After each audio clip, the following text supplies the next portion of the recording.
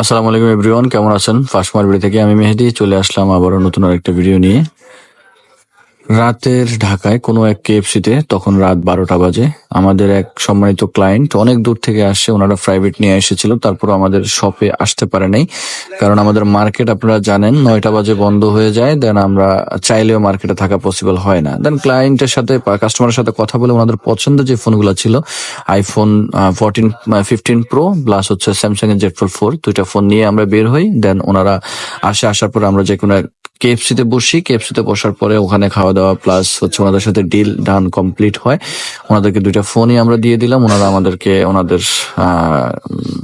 আমাদের পাওনা সবকিছু বুঝিয়ে দেয়। ওনাদেরটা ওনারা বুঝে নেয়।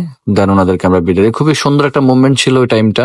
আপনারাও চাইলে আমাদের শপে আসতে পারেন, অবশ্যই চেষ্টা করবেন রাত 8টার আগে